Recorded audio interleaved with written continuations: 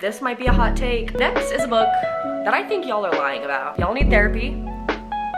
That's all I'm gonna say. Hi my friends, welcome back to my vlog channel. Today I just wanted to do a casual little sit down video. Spring is rapidly approaching, which I always love to do some spring cleaning during that time. Go through my closet, go through my bookshelves, and so I've definitely done a lot of book unhauling lately, and I have a huge stack of books that I am getting rid of. Whether that means I read them and I didn't like them, I no longer want to keep them on my shelf, or I've decided that they're no longer something I'm interested in reading.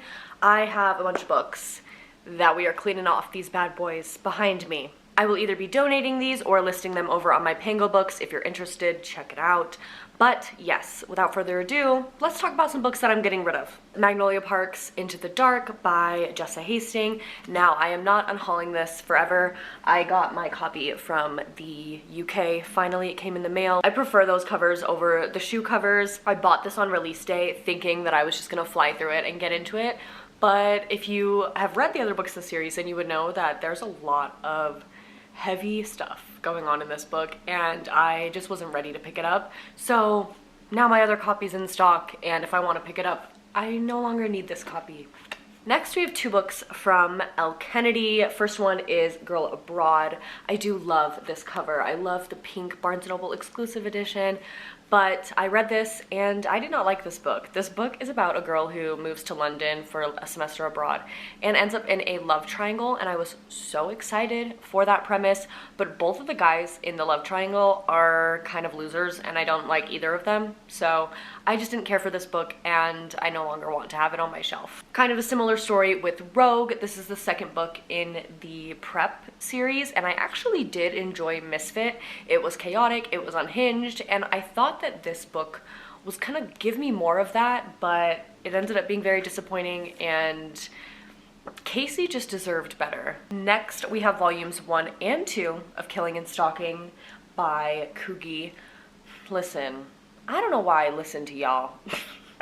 I saw so many people recommend this, and y'all need therapy. That's all I'm gonna say. As someone in therapy, y'all need it. Love ya. I think I might be able to give these to my friend, so yeah. Just not for me. Not my vibe. Next is a graphic novel. This is Demon in the Wood by Leigh Bardugo. This is like the origin story of the Darkling, and I gave a shot to the Shadow and Bone trilogy that the Darkling is a part of, that this graphic novel is set in, and honestly I didn't really care for the books that much. I liked the Netflix series. I'm so sad that it got canceled, but yeah, I just don't think I'm interested in the Shadow and Bone books, the Shadow and Bone world of it all, so I no longer need this graphic novel. But I am still going to read Six of Crows. Mark my words. Six of Crows and Crooked Kingdom, they're still on my shelves, they're still on my TBR. I've just tried to pick up those books like 4 times, and all the different perspectives are really intense. So give me a minute, but I will read it eventually. This, however, I just don't need.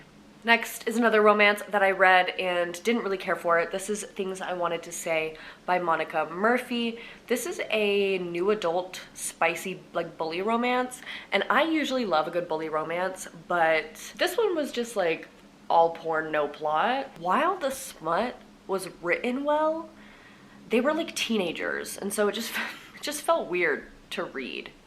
I don't know. I have the second one on my shelf. I am not unhauling it yet.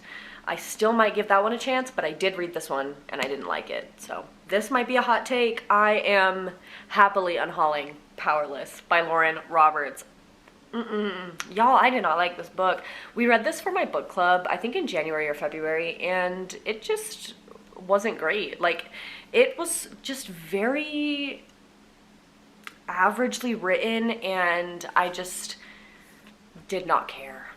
And so I definitely don't need this hardcover edition, but so many people love this book, so hopefully I can give it to a new home with someone who will love and appreciate it. It is a gorgeous copy. I love the font, I love the chapter headings, the cover is beautiful, but the story, I just didn't care for. Next is a book that I got when I was probably 11. 11 or 12, an old school one. They have since changed the cover, I think like 3 times. This is like a very, very old edition. It is Hate List by Jennifer Brown. I got this when I was an angsty little preteen because it was about a school shooting, and honestly, I don't remember it being very good. I've had no desire to reread it since I was like 12. 5 months ago, Valerie Leftman's boyfriend Nick opened fire on their school cafeteria. Val was shocked as everyone else, but despite her own serious injury, she's implicated in the crime because of the list that she and Nick made of people that they hated. The list that Nick used to pick his targets. Yeah, that shit was...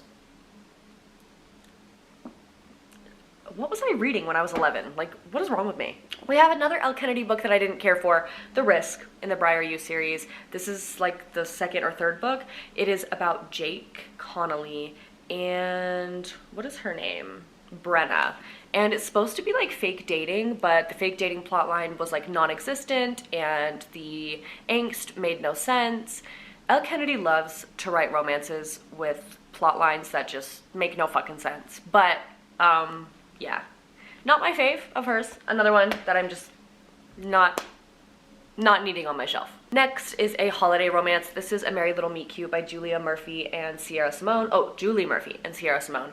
I just realized I don't know why I thought I would like holiday romance. I tried to give it a shot last year. This is the only one I bought, and I did read like the first 200 pages, but I ended up just like DNFing it because I don't like holiday media at all. I don't really like Christmas movies, Christmas music, so I don't know why I thought I would like Christmas books, but I gave it a shot.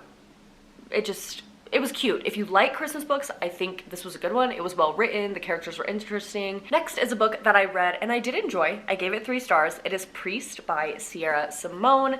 This is about a priest who breaks his vow of celibacy. I thought it was fun, it was silly, it's all porn, no plot pretty much, but as someone with a lot of religious trauma, it was just a fun time watching a priest break his vow of celibacy, I can't lie.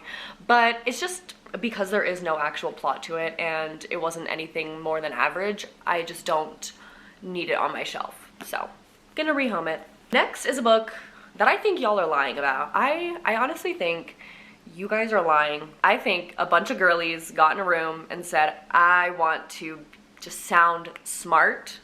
And so they all just say that this is the best book ever made and they love it and it's amazing. And look, I'm all for a bunch of girlies getting together and like through a random magic ritual turning bunnies into their own men and basically using them as boyfriend slaves. Like, I'm into the plot of this book. But as for like the point, I don't even think you guys know. I don't think anyone that rated this 5 stars knows. I don't know. I don't get it. I don't get it, and I think y'all are lying.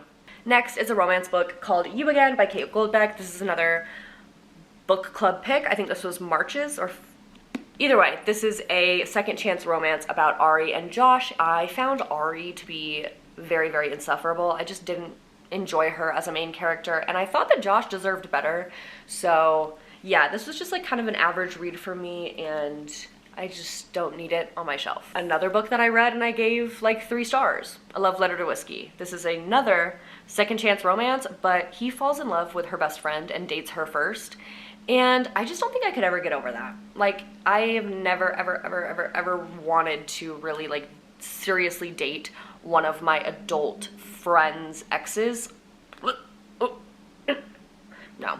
And lastly is a YA contemporary by an author that I love, but I just know I'm never gonna read this. It is Bang by Barry Lyga. I love his I Hunt Killers series. It was a really fun series I remember reading in middle school and high school, but when this came out, I picked it up in like, I don't know, 2018, 2019, and I still haven't picked it up. It's been years and years and years, and YA contemporary fiction is just not my bag anymore. I think I've definitely moved on, and I just think that this book needs a new home. And there are all the books that I'm going to be unhauling. We've got a big old hefty stack, so make sure to check out my Pango books down below if you want any of these books on your shelves. And take this as your sign to do some spring cleaning. Get rid of stuff that is no longer serving you. Thank you so much for watching. I hope you enjoyed, and I will talk to you all in my next video. Bye!